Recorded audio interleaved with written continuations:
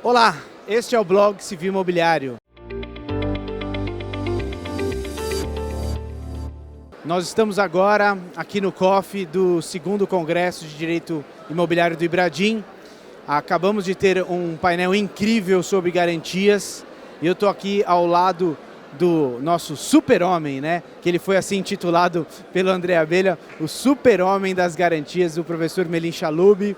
E somos amigos e a gente está num ambiente bem informal, fazendo uma coisa diferente, gravando não no escritório, mas a ideia era essa, passar um pouquinho do feeling para vocês do nosso congresso.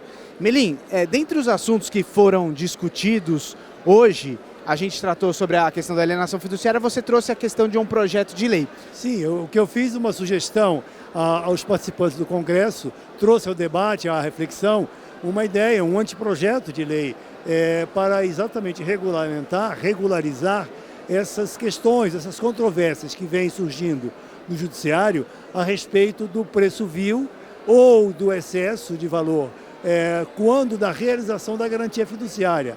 Há hipóteses em que o credor fiduciário, ao obter a propriedade plena mediante consolidação da propriedade, o valor pelo qual o imóvel entra no seu patrimônio é inferior a 50% do valor da avaliação. E assim sendo, poderia, com base no artigo 891 do Código de Processo Civil, caracterizar uma apropriação e não uma adjudicação, uma apropriação mediante consolidação a preço vil. Esse é um aspecto. Outro aspecto, outra possibilidade é o credor apropriar-se desse imóvel pelo preço, pelo valor do saldo devedor e ao revender daqui a 6 meses, 1 ano, enfim, um tempo depois, ele revender por um valor superior a isso e ensejar uma postulação do antigo devedor no sentido de restituir o valor, a diferença entre o saldo devedor e o valor pelo qual ele revendeu. Apresentei, então, um projeto de lei para equilibrar, para explicitar melhor a solução desse problema. Por quê? Existe um acórdão do STJ no sentido de que não há o que discutir. A partir do momento da consolidação da propriedade e do segundo leilão negativo, a dívida fica extinta e o devedor não tem direito de receber ou postular mais nada. Mas há duas correntes da jurisprudência no Tribunal de São Paulo, uma entendendo que é necessário aguardar o credor revender o imóvel depois do segundo leilão negativo e entregar ao antigo devedor a diferença entre o valor da dívida e o valor da revenda. E outra corrente que sustenta que, logo após o segundo leilão negativo, é necessário que o credor entregue ao devedor a diferença entre o valor da dívida e o valor da avaliação.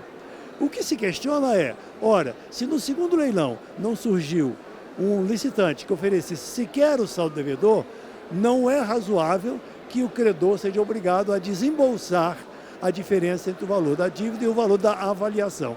Por isso, então, a proposta, no sentido de que, depois do segundo leilão, não havendo licitante ou não havendo proposta que equipare ao saldo devedor, o credor deva restituir, entregar ao devedor a diferença entre o valor da dívida e 50% do valor da avaliação, porque aí estaria ajustado ao limite estabelecido pelo artigo 891 do Código de Processo Civil.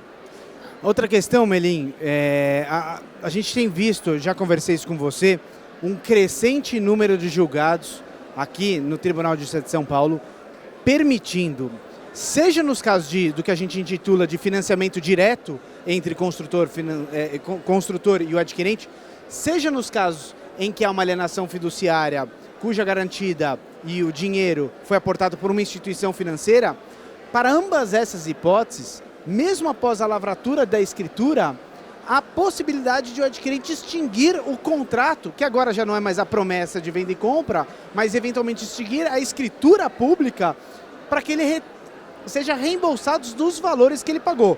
Parte eventualmente já para o incorporador, muitas vezes parte inclusive para a instituição financeira.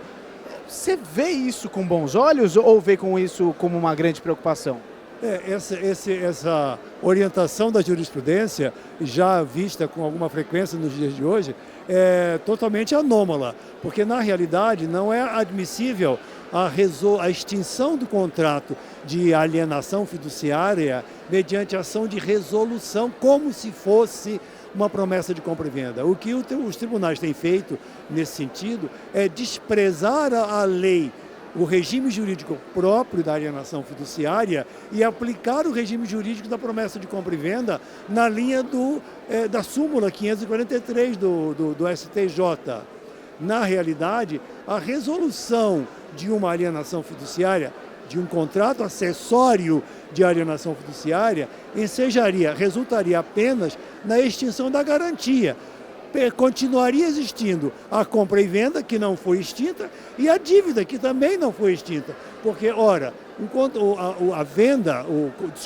o financiamento, que é o contrato principal garantido pela alienação fiduciária, que é o contrato acessório, o financiamento é regulado pelo artigo 586 do Código Civil, segundo o qual o devedor tem que restituir integralmente as quantias que recebeu do credor. É só por esta forma que se extingue o contrato de empréstimo, de modo que a resolução da alienação fiduciária não resolve nem o problema do credor e nem o problema do devedor. É uma anomalia. Perfeito. Melim, queria agradecer muitíssimo aqui a sua participação de novo para o blog. Para quem não conhece, meus amigos, a gente tem outros vídeos do Melim Chalub tratando sobre incorporação imobiliária, sobre alienação fiduciária. Queria te parabenizar aqui de novo pela sua brilhante exposição. Você, como sempre, foi muito bem. E agradecer ainda de novo por participar aqui do nosso projeto do Blog Civil Imobiliário. Muito obrigado. Eu que agradeço, Alexandre, e cumprimento você pelo brilhante trabalho que você faz no seu blog Direito Imobiliário. Muito obrigado. Meus caros, esse foi Melim Chalub e até a próxima.